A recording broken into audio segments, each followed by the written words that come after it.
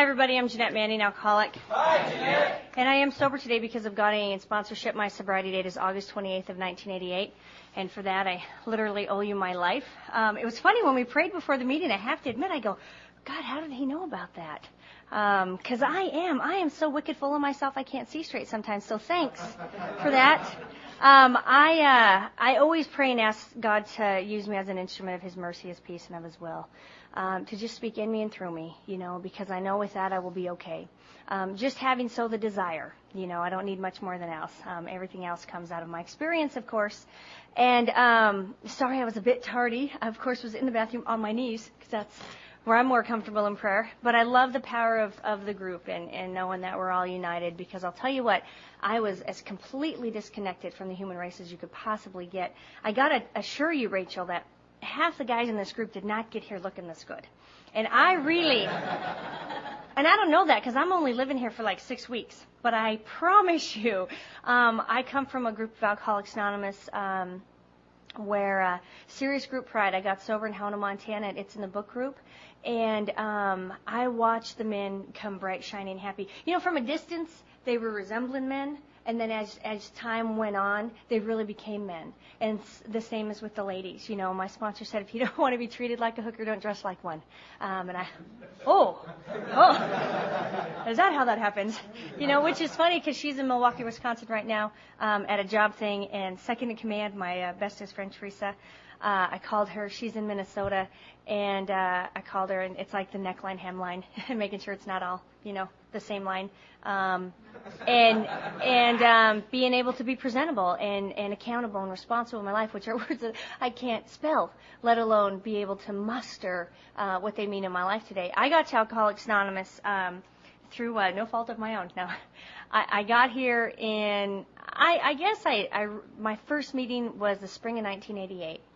And what had been going on for me is about that time, it was about the year anniversary of a boy that I was completely obsessed with, and in a very tumultuous, insane. I really think we could have been, Bonnie and Clyde, teenage Bonnie and Clyde, of course, because I was 15 and he was 16. He committed suicide March 16th of 1987. Shattered my world. My parents took me to California because they knew I was next. And tried to get me a change of scenery, kind of bring me back to health, so to speak. And it was come about the year of that anniversary, and I was running out of doors. I have been in a spin cycle since I'm 10 years old. My mother started taking me to a psychiatrist at that time. My father's a Vietnam vet, and I was raised Catholic, so I have 4 brothers, and I have 1 sister.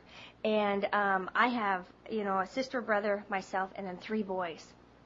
My sister was so much older than me that it was just pandemonium, chaos. I got these big football playing, fast car driving brothers, and then there's me.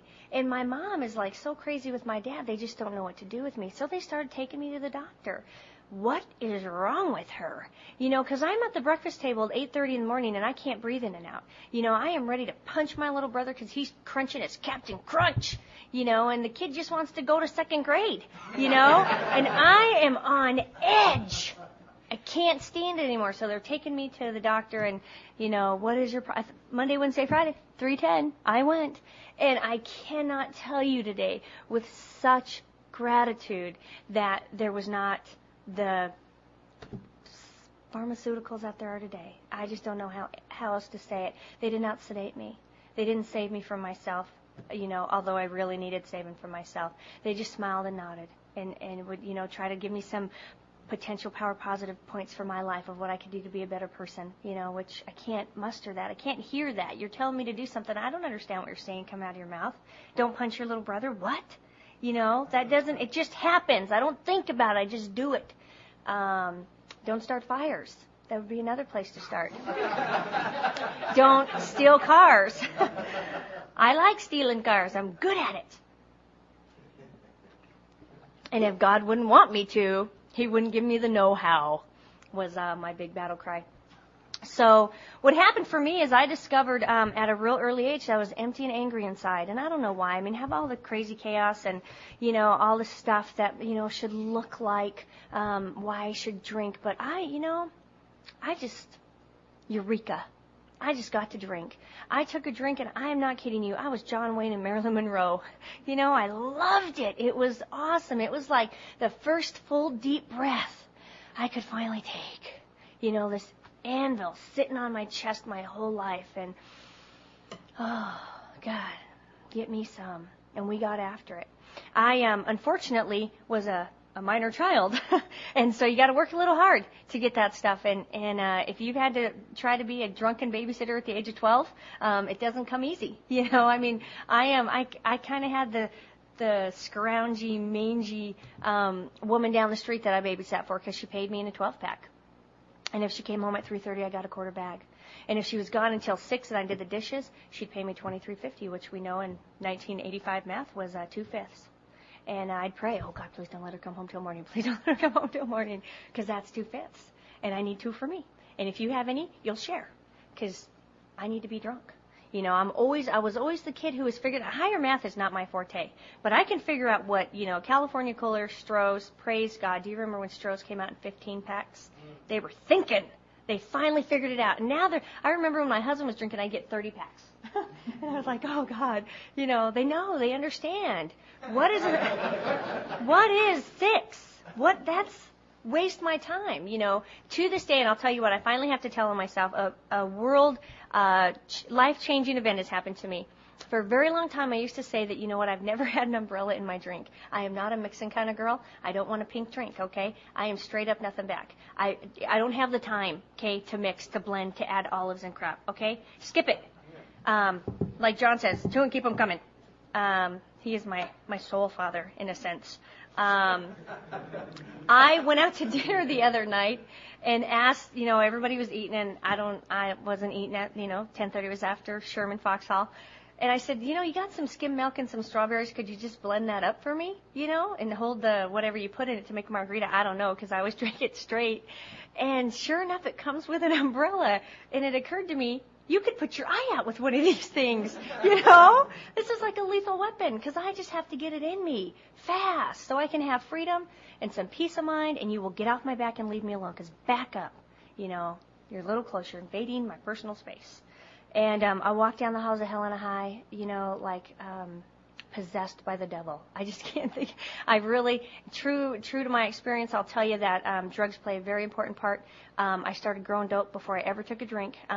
But out of respect for AA, and I'm standing here in this meeting, I'll just tell you that it not only accelerated and enhanced, but it amplified my drinking, because it was a lot easier to control and to hide and to get than it was a drink. I mean, I can remember this awesome guy, Rob, who was dating my friend Shelly, and say, Robin, I'd be peeling off the ones. Okay, this is what I want you to get me. And, Olympia, 24 ounces were on sale, or 24-pack, 11-ounce bottles were on sale, $4.99 at County Market. I want 2 of those, and then need a bottle of Mad Dog. And I'm like, listen, I'm like peeling off all this money for him, and I'm like, stash it in the bushes behind my house. And I can remember 11 o'clock, 12 o'clock that night thinking, dude, he took off with my money. And I was going to bust his headlights out. I was ready to kill him, and then finally headlights in the alley. And already I feel better, and running down the stairs and running out to the lilac bushes and grabbing it, running up the stairs and stashing it in my closet. And I am the alcoholic drug addict, so to speak, that would cut open my mattress and shove stuff in there, twist off the knobs on my bed, stick it down in there. And then when the paranoia hits, I'm rushing all over my room because I know there's something somewhere. And I was always contained. But Everclear's my first choice. But I'll take whatever you have if you're sharing. It's just the way I am. So I started getting in trouble right away. I don't have a slow dance with this alcoholism thing. And as it is in my life today is the fact that I am just in no danger of hitting the front page of the paper for any kind of crime of any sort. And that was pretty much my only calling card in high school, is she's going to be the one to go to prison. She's going to, because that was already happening. I mean, I'm 13 years old, and I'm getting locked up, and I'm coming to, and I'm covered in blood, and I'm like, all right, I'm not bleeding. It's not my blood, because that's the first panicked, and then I'm getting released to my mother at 4:30 in the morning, and my mom is this tiny little petite Native American woman who wouldn't say boo if you stabbed her in the eye with a fork. She's just that kind of woman. How she got me, I do not know. But looking at her face, and I can remember, times as a little kid disappointing her and, being mean to my little brothers and things like that. But whenever that one would have to come to get me out of jail, or whenever the cops would bring me home and I'd be standing on the porch and they'd be going, I would just look at my mom and she would just have this pain. And it wasn't just the disgust or remorse or anything. It just that hurt.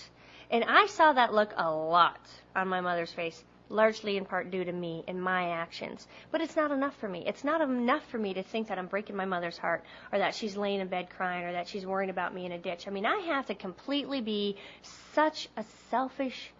my friend Frank says it best. He says that when I drank like a pig. And when I was sober, I acted like a pig. Drunk or sober, without a spiritual path, I'm a monster. Basically, I am. I'm a not nice girl. I am the girl your mother warned you about. Because later in my drinking, my mom was warning you about me. Carmen, if you go out with Jeanette tonight, don't you dare blame it on her, because you're getting in that car on your own free will. And she'd call Carmen's mom, Debbie, Carmen's with Jeanette, and I don't want to hear about it. Click. Because I was always, don't hang around with that Jeanette. She's going to get you in trouble. And all my friends were like, well, that's why we like Jeanette. That's why we want to go, because she's crazy. Did you know she did a fire dance on Friday night?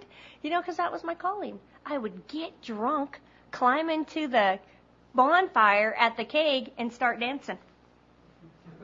Come to, my coat singed, the back of my hair smells like skunk, and I don't know what happened. Was it a good time? Did you have fun? Okay, let's do it again. Because I don't know what else to do with myself. And Wednesday night, I'm thinking, okay, it's almost Thursday, because it's Thirsty Thursday. And all the senior boys would get us drunk, of course, because I know what the boys want. Me drunk in the fire, right? Doing my Native American dance.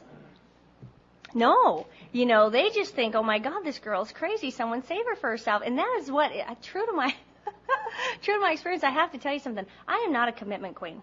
The fact that I am sober here, as long as I am sober, I am in a marriage with one man, the same man, for like a really long time now. That's astonishing.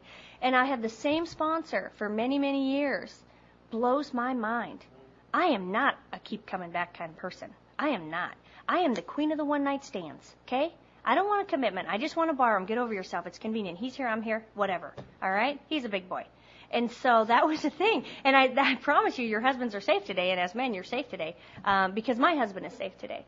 And that's where it began. It began with, my sponsor saying, how to replace that bad day of history is one day of good history. And that's what I've done, consistently and persistently in my life, is I've become my worst nightmare. I stand here in front of you, and I look like a Republican's wife. I could be the governor of California's wife. I mean, this is not... I got to Alcoholics Anonymous in 1988 with a mohawk. And it was hot pink and blonde. And I had a Metallica Metal Up Your Ass shirt on. And I had a pair of jeans that were shredded. Shredded jeans. Certain parts of the anatomy were shown, of course, for effect. And my sponsor said that I looked like a porcupine. And I'll tell you what, I felt like a porcupine. Because at that time in my life, I'm already through 5-6 years of counseling. I've already done treatment twice. I've already, what haven't I done? I've cleared my chakras. I've had chants. I've done, seances and sweats and everything to figure out what is my problem. Why can't I sleep at night? Why can't I sit still? How come I can't breathe now, even that I'm drunk? Even that I'm drunk and I'm hallucinating now. What is wrong with me? I don't get it. And I promise you, future member of Alcoholics Anonymous? No. Long time, contented sobriety, not my forte, because when that woman told me to sit in the front row, to get a big book, and to be on time, and, Jeanette, you may want to put some clothes on. I was like, get over it, lady, you're just jealous because you're old. That's all I could think is, God have mercy. I often say in self-defense for my sponsor, I called her one time and said, whatever the recent thing was, it'll pass. Ronnie, I just want to tell you, be glad you got a job, Slick. I mean, and if that's the problem that you may not be, there's another one right around the corner. I mean, there's never anything that somebody in this room hasn't gone through, won't be going through, or that they know somebody who knows somebody that's going through it, and they got through it sober and it was okay, and that's what enriches our lives, is this experience and where we get brought. My husband had a job. He had a good job. I loved his job because I got to stay home, which I still do. And another job. Hi, want to go to Dallas? No, but thank you very much. Appreciate that. Thanks. And he's like, what do you think about Dallas, honey? Well, I don't. And guess what? I now live in North Dallas. And it happened from March 5th, he got the interview, to March 31st, we were closing on our house. So apparently God wants me in Dallas. So it's always going to be taken care of. And whatever this current thing was that I was, ragging to Carlene about, I started laughing, because I could just hear the exasperation in her voice, and, just the long pause, silence on the phone when the sponsor's praying. And I just busted out laughing. I said, lady, I have no idea what you did to get me in your past life, but it must have really been bad. And she said, well, baby, it was this life. And I'm convinced of that. I just know that woman is here for me, because she is louder than my head. When that woman talks, my head shuts up. My head is not shut up since I can ever remember. It's always telling me something about somebody for something. Why is he wearing those shoes? That is the stupidest tie I've ever seen. On and on and on. And I don't even know what the weather is outside, because I am so consumed with what I think you need to be doing. And if you would just do it and get over yourselves and listen to me, all will be well. But then even then, you're not doing it right. And so it's always something, And thank God I had all those brothers to boss around, because I think I would have exploded before I got to a drink. I love those boys today, and they're such an important part of my story. But one of the things, let's get back to drinking, shall we? One of the things I can tell you about getting drunk is I am not one of the people who know how to maintain and control any kind of respect in any kind of social situation. My husband is a real controlled drinker. That man, he can drink and still stand. And then he'll get home and pass out and puke and do all that stuff. But when he has got to function, he can function. Not me. I am going to be drunk to where my nose is numb, I am slobbering, and I don't know my name.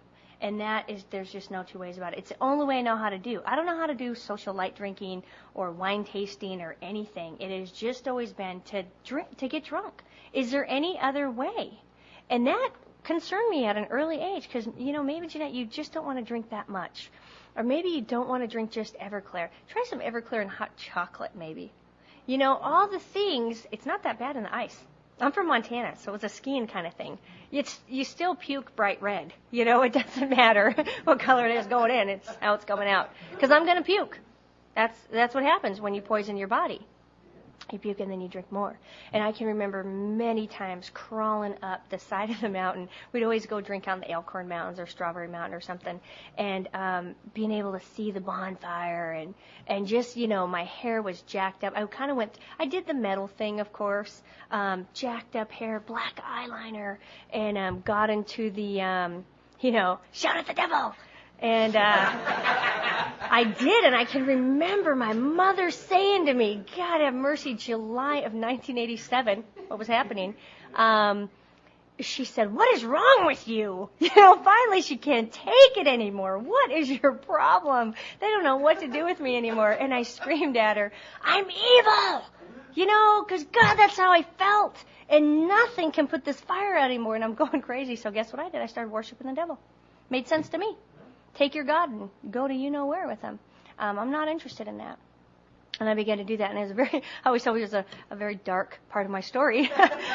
No pun intended, quoth the raven nevermore. But it was very important to what began to happen to me, because it was about that time I started, breaking all the bottles in my room and cutting on myself and going through this whole just, I can't feel unless it's pain, and one time I wrote the lyrics to Fade to Black, this Metallica song, in my blood, and that was like the thing. And I just remember, it was like the night of the living dead. My mother comes down the stairs, and I'm covered in blood, my own blood this time, and she just backs away and calls 911.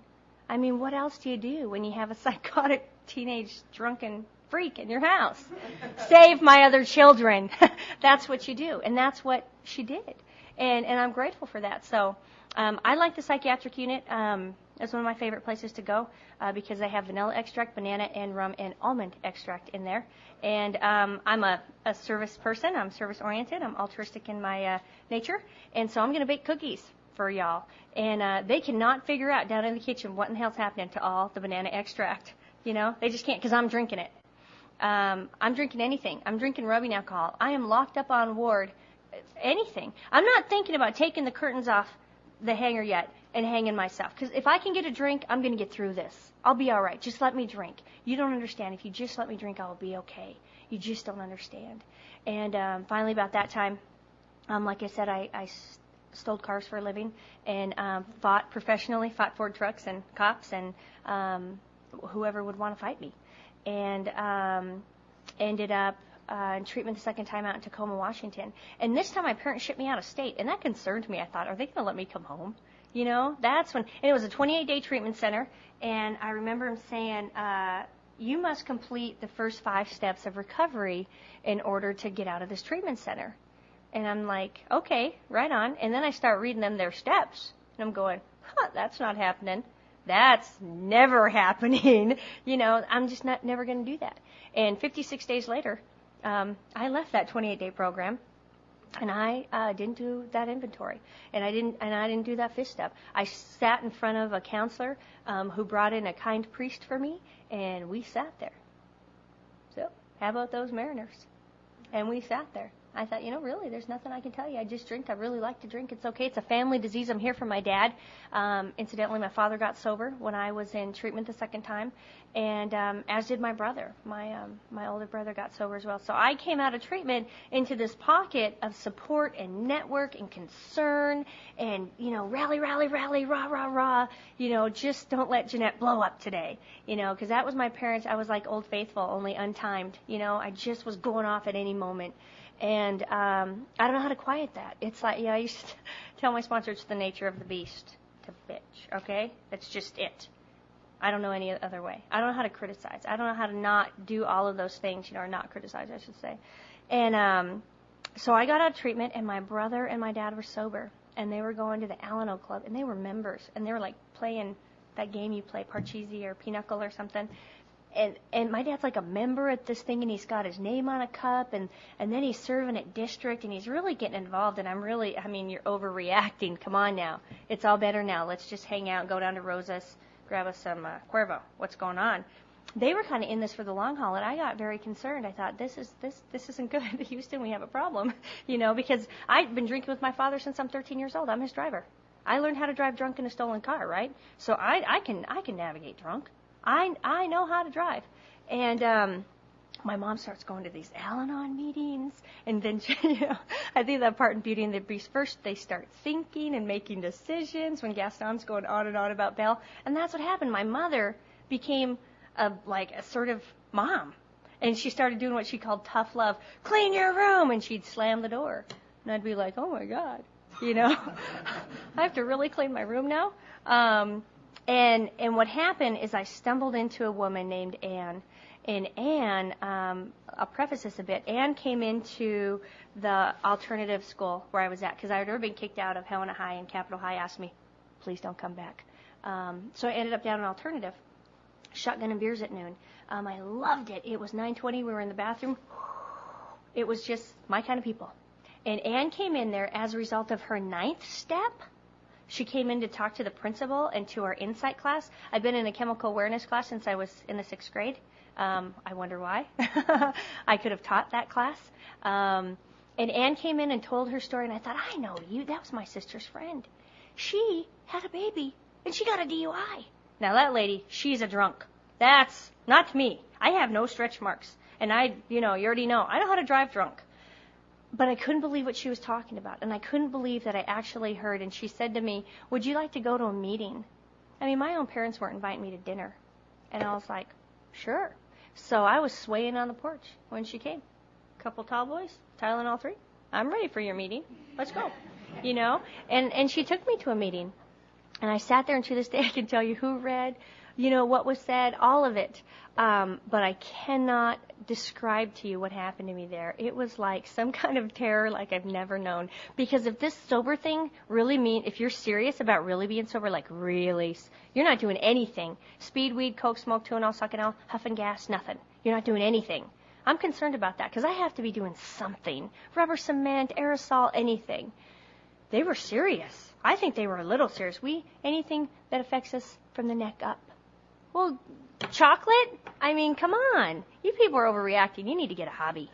And quickly found myself in my second treatment center, like I said, and locked up again for a few weeks. And went into the L&O Club, and there was Anne. Bright, shiny, happy. Hi. Oh, the horror. She wanted to give me whatever it is that she had. I didn't know what it was, but she really wanted to give it to me. And I just thought I'd pacify her, make her happy. Yes, okay, whatever. Slow down. She was like 4'11", and I felt like I towered over her, but she was this exuberant, enthusiastic, clapping happy drunk. And I could not wait to get rid of her. It was like, leave me alone. I don't want that, because that was the thing. She took me to a fellowship group, and like all the women there came up to me, gave me their numbers, and hugged me. Come on, we'll do coffee. And I'm like, no, we won't. Freaking out. Couldn't believe it. I thought, oh my God, this is a fate worse than death. It really is. Because I can't imagine functioning with the lights on in front of any human being without anything in me. I just can't. And so, long story short, Anne became my first sponsor. And I often tell people I didn't know I had a choice. She was willing and able, and, an accident happened. It was a mistake. She took me through the big book, Alcoholics Anonymous, one page at a time. And, of course, we open it up to the first page where there's nothing. This is all you know about anything. You know anything good, we'll let you know. Turn the page. Alcoholics Anonymous.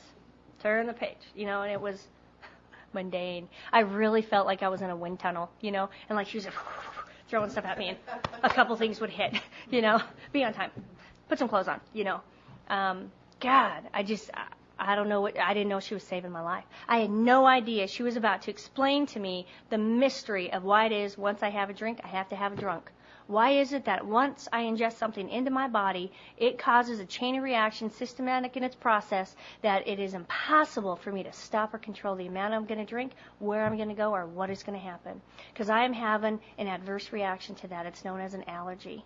I've kicked off something in my body that even science has yet to explain. Is it the enzymes? Well, is it the lipids? What is it? I'll tell you what, I have a double whammy. I'm Native American and I'm female. So, it doesn't matter. It is. It is. I have it. Like the cussing thing, I abused my right to drink. I abused that privilege. But I feel it was so necessary. Alcohol kept me alive long enough till I could get to you. And that's just my experience. It gave me relief and comfort and kept me alive until I crawled into the doors of Alcoholics Anonymous, and that cheerleader girl was there. And she would die to know I called her a cheerleader. I talked to her today. She is a married mother of two.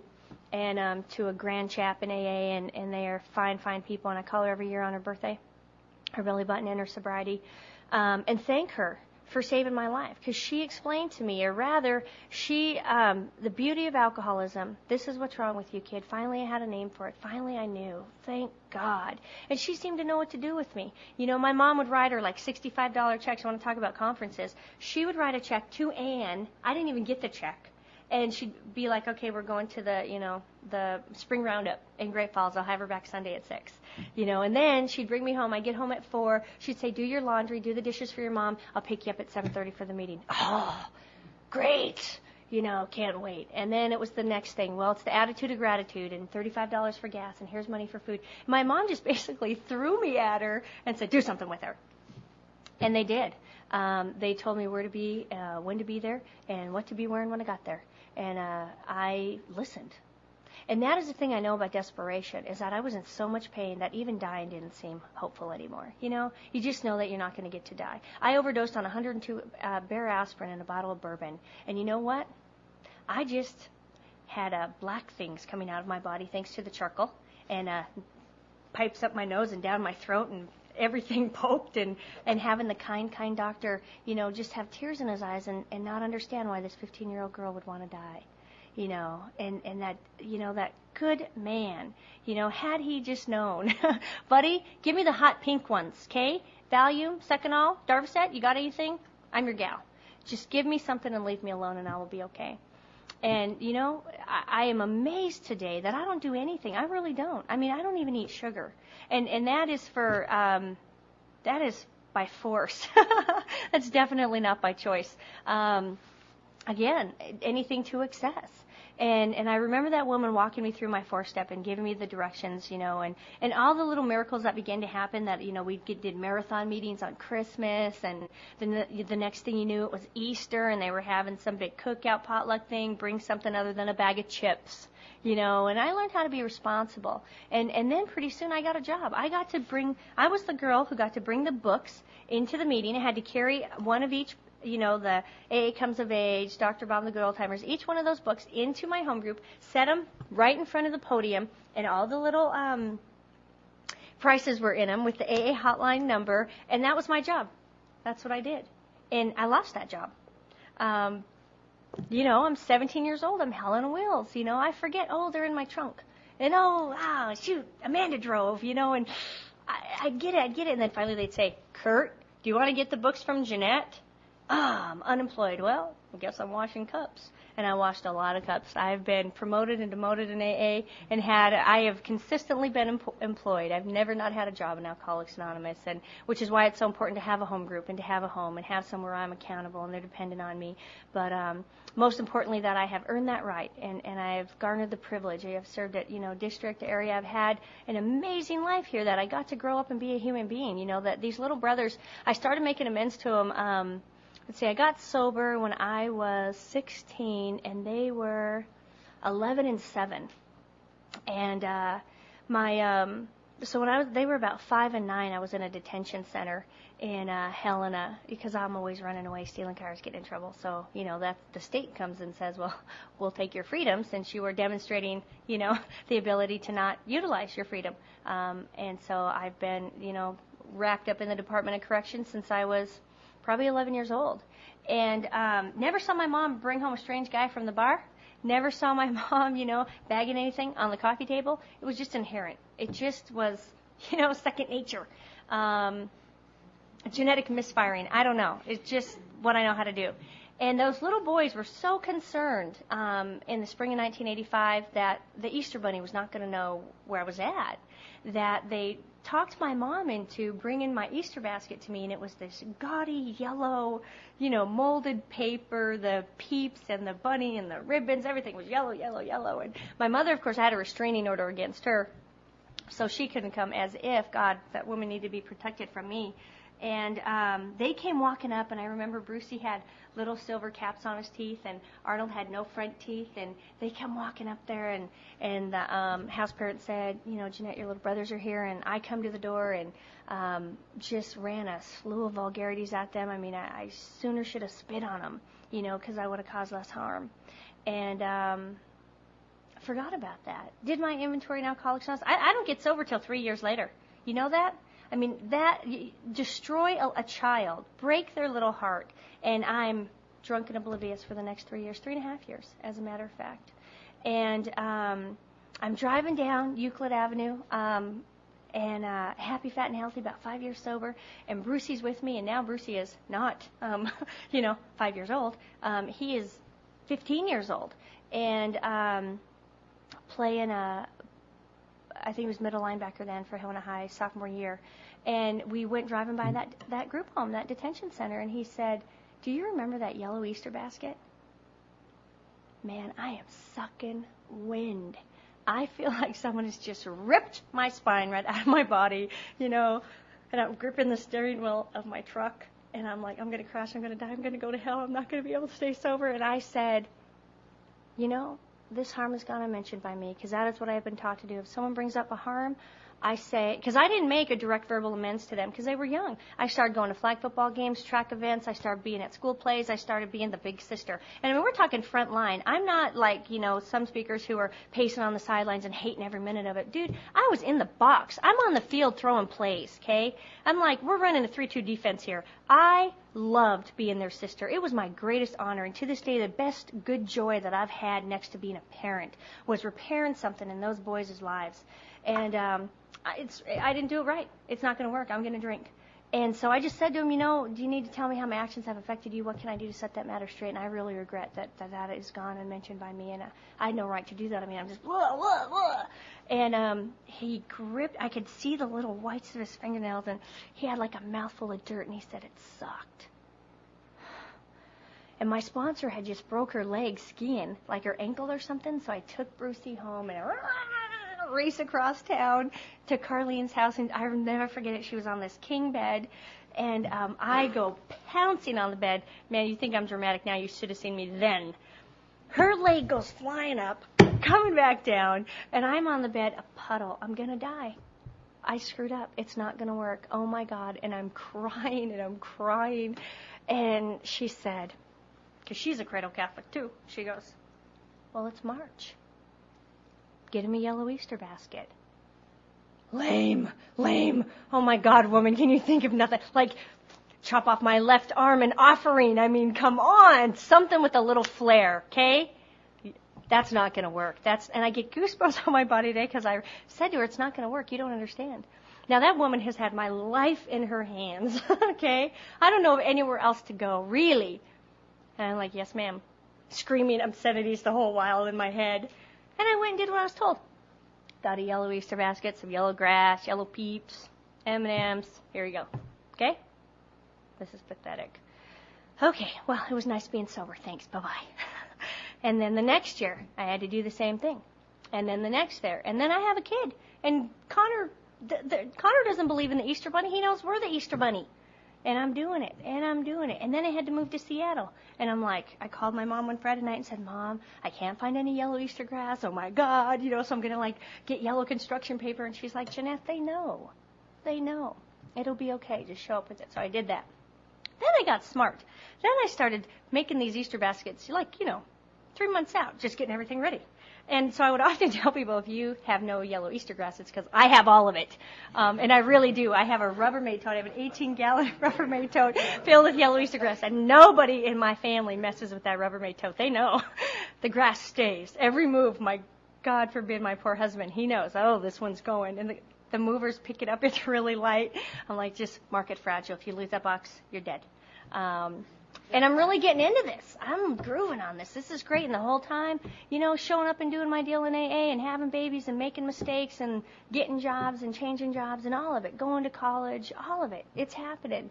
And then I got to move back to moved back to Butte, Montana, rather, in 1998. Because what happened to me, and I'll tell you what, and I'm not saying this lightly, after today's tragedy, is the fact that I'm in no danger of being killed by my spouse today.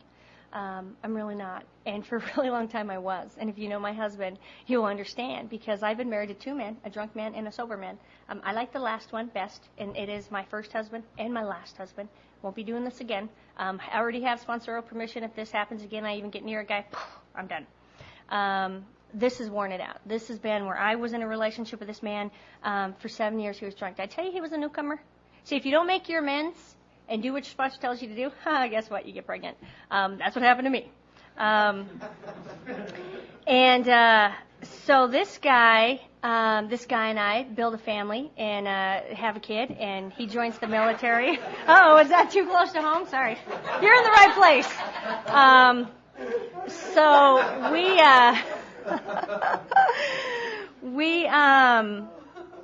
we went to Massachusetts in the Coast Guard.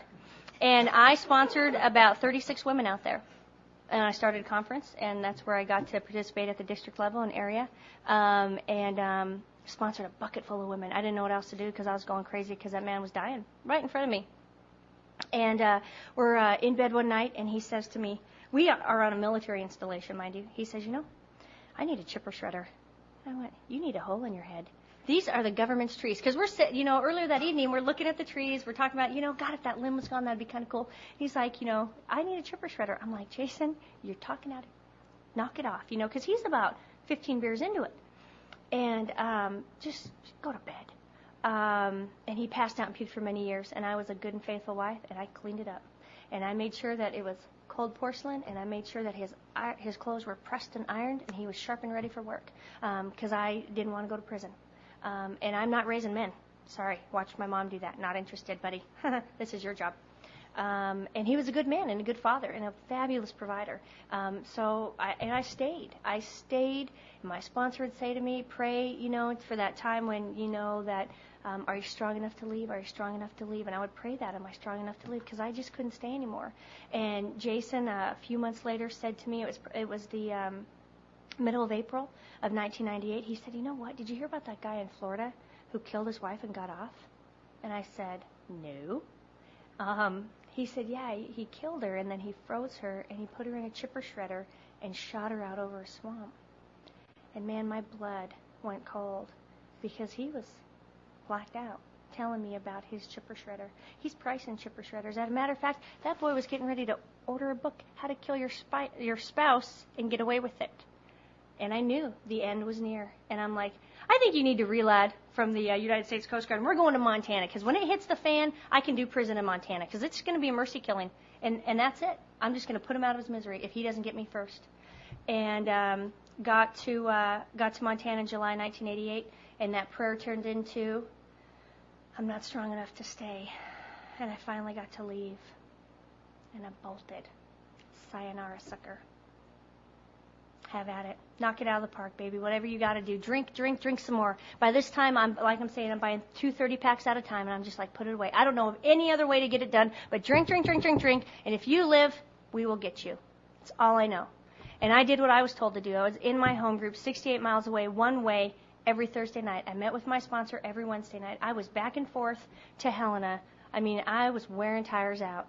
And when I left him on July 8th of 1999, neither one of us knew that from that day to this, he was not going to have a drink, or that he was going to be sponsored with a man that I watched get sober in my home group, or that we were going to go on to spend the last, 4 years and 11 months together, liking each other at certain times. We split rooms. He lived in one room, I lived in the other room. And then, it's like same thing my mother did. I packed him off to a sponsor and said, let me know when he can date. Okay, I'll be waiting. But we got through that and we conducted ourselves in a manner that today I'm just thrilled and overwhelmed with. I can't believe my life. I'm in shock. I stand here before you and it freaks me out that this is me I'm talking about.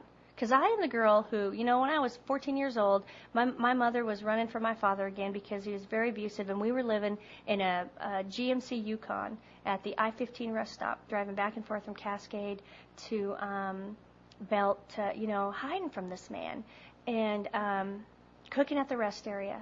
My mother and all these children in this vehicle, and I just can't believe it. I host Easter, okay? Mom does Christmas, my sister does Thanksgiving, I do Easter. So I'm home, or we're in Montana, rather, and it was Easter of 1999, and I'm like, okay, party at Manning's. Come up to Papa Jim's. We got the ham, we got this, we got that, and I got the baskets. And my brothers, after a while, would be like, all right, where's my basket? And I'd be like, get off. You're not getting it that easy. So, like 97 to 99, I started doing scavenger hunts for him. And I'd make him, answer all these questions till they could find him. They'd have to hunt through the house and do all this. Well, as Arnold was walking up the walk, my father-in-law lives on Strawberry Mountain, and which is endless, beautiful view of the Helena Valley and the eastern front of the Rocky Mountains. I mean, it doesn't get any better than that. And I was standing there greeting everyone. Hi, come in. I can't wait. And he's walking up the walk, and his wife is with him, and now they have kids. And so I'm making like 8 Easter baskets now for both these guys and their kids and their spouses. And he's got a yellow plant and a yellow paper with a yellow ribbon. And he just walked by me and said, "This is for you." And buckets, because I was free. And that transaction was complete. And I cried, and my mother was standing there on the porch, and Arnold's wife was standing there, and that boy just kept walking. He just handed it and said, "This is for you." And he kept walking. What do I owe you for that? That is just one of many, where I got to repair the damage to another one of God's kids, and I came out clean. It's like Clancy said, I fell in the bucket of shit and I found the pony. That's what happened. my life, I can't even tell you what it is like to get to live in a world where, the book says it very clear that we have entered the world of the Spirit, that I know today why it is I'm in no danger of dying from that boy today. I know that. And I know it does not come cheap. And I know it is not easy. But I can't think of any place I'd rather be, anything I'd rather be doing with a bunch of yahoos I'd rather be doing it with. I am addicted. I am as hooked today as I was, to Jack Daniels, Jim Beam, and Johnny Walker Red. Alcoholics Anonymous doesn't work fast as a double shot straight up. But the difference is that it lasts. I didn't get a lingering effect. I had to start puking somewhere in the night. And this has lasted me. It has held me in good stead for so many, many years now, to where I think, oh my God, I'm going to have to be here forever. I am a baby. I am a pup. You know that? I have been sober almost half my life. And that was not my plan. Yes, I'm here to learn how to meditate. Hi. Here to learn how to be a faithful, committed wife. Do they teach that here? Yeah, they do. That was not my deal. I know how to make pot roast today, folks. I was on my way to Vegas to be a stripper. I'm not telling you that I wanted to come to AA and have a clean, decent, useful life. And let's go to Richardson on Thursday night, and I'll tell you why I about flipped out of my skin when, Tim, I'm so delighted that you called and asked me to speak, because today is the day. Today is the day. It is the anniversary of our organization. This is Dr. Bob's sobriety date. That's what we know as Founders Day. It is a miracle that happened 69 years ago. As Clancy says, my life hung in a thread. It was in peril. Which way was it going to go? Thank God it went this way. I am in such debt. And I'll tell you what, I'll talk real brief about this job thing I had. I worked in corporate America for many years, and I grinded myself into retail America and gave them my blood. I'm not kidding you, and my second-born. And my God, have mercy. And pivotal change, priority shifted. It was like, make money, be on time, do all of that. Not, read your kid a book, go to the meeting. It was just all of conquer, acquire, achieve, all the stuff that, I think guys are supposed to have.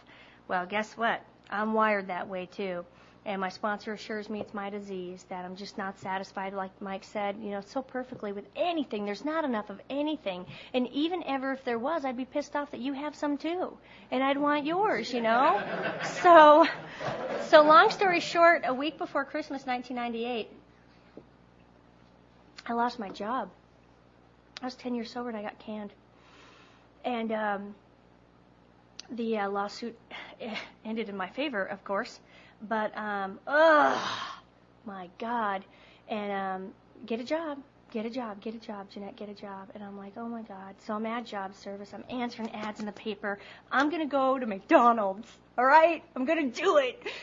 And I answered this obscure, nondescript ad that said, federal job, pays top dollar, send letter resume. I'm like, all right, whatever, blah, blah, blah. It's probably like, who cares, SBA or something, GSA, I don't know. I send off my resume, and I get another letter packet back. Fill this out, send this in. I send it back. Then the next packet comes back, and on the letterhead, it reads, Federal Bureau of Investigation. And I'm like, oh, God, this sponsor? Because in February of 1989, I was not through living as a drug dealer. I was sober.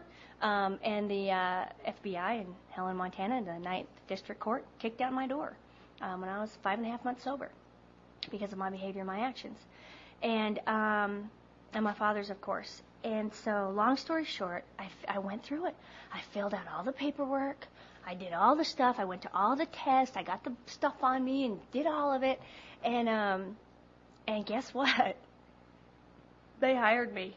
And I remember I got the letter on June 10th of 1998, and it said, we are pleased to offer you an appointment with the Federal Bureau of Investigation. And I called my sponsor. I'm like, how does that happen? How does that happen?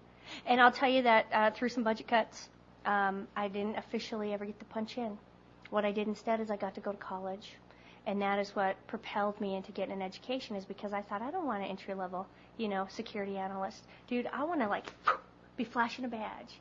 And so it was enough to get me willing to go to class. And I sat in class, and then you know what? Then I end up in Texas, and now I have a little baby at home, and it's just like, all right, well, where do I go next, and what do I do? I have no idea, but if I stay here with you, it is going to be great and good. It'll be a most fabulous adventure. So, Rachel, I pray that you hold on, you continue to keep coming back. Wait to listen and hear your story, because that when you do, you will be free. So thanks for inviting me.